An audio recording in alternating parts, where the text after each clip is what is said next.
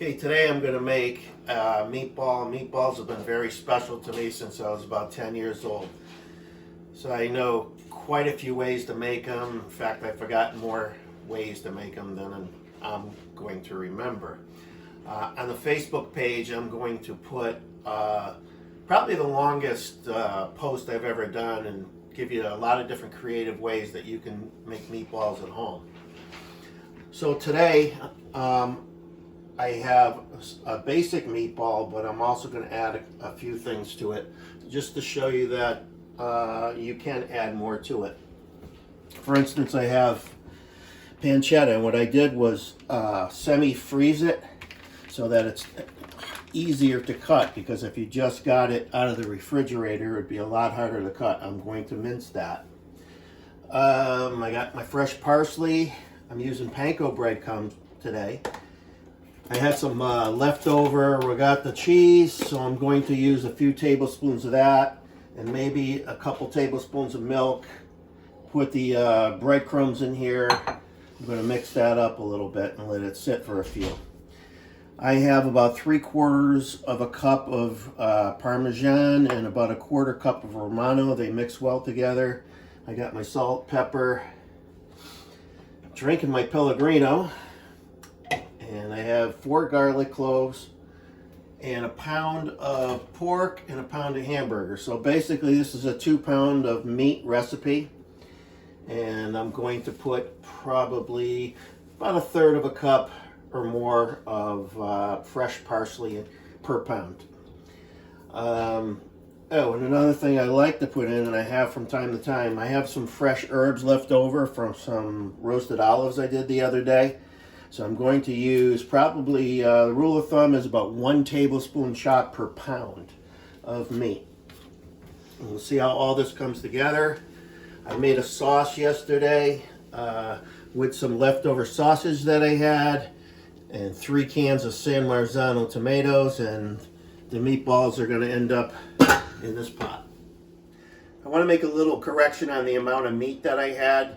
Everything else was correct, the amount of breadcrumbs, cheese, and everything. I noticed the package was 1.65 of beef and 1.1 something of pork. So together it's about 2 3/4 of meat rather than the 2 pounds I mentioned in the recipe. Okay, I have here in a big pan that I'm going to put the meatball mixture in here, and what I did with the garlic was I kind of spread it out a little bit, and the same thing with the pancetta. I could do this 2 ways. I'm going to add when I add the cheese, add the eggs, which I didn't have out before. I'm using actually 2 eggs per pound. This is the regatta cheese, milk, and breadcrumb mixture. Might add a little bit more milk. So far I've got 1 cup of breadcrumbs I went up to, and 3 heaping tablespoons of regatta, maybe 1/2 cup of milk. So I used a little bit more milk than I had mentioned before. It's not a perfect science, you just got to get a good feel for what you're doing. Now here's the chopped thyme that I had. I haven't chopped it yet, but that's about going to end up being about 2 tablespoons once I chop it. The only other fresh herbs that I would recommend, other than parsley of course, would be marjoram, which is actually my favorite to go in a meatball, oregano, or thyme. I would not recommend rosemary or even basil. So I'm going to mix all this together, and I'll show you what it looks like. Okay, I put everything in here except for the meat, and I haven't salt and peppered it yet. You can do this 1 or 2 ways. Actually, I added a couple more eggs because it didn't look wet enough for me. I'm not used to putting in a cup of breadcrumbs. I usually use a little less. So you just have to improvise and see what's best for you. You can do this 1 or 2 ways. You can add your meat and fold everything like that, or you can start to create what I call a slurry. And this way here, everything will get evenly distributed in the meatball. Yeah, it looks good, good consistency.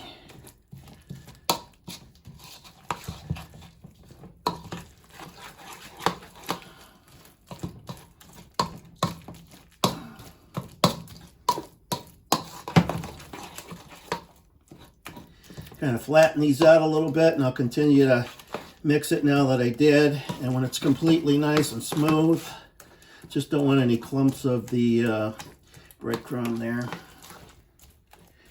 And we will add the meatball mixture and then toss it together and come to the next step. So this is the mixture that I put together.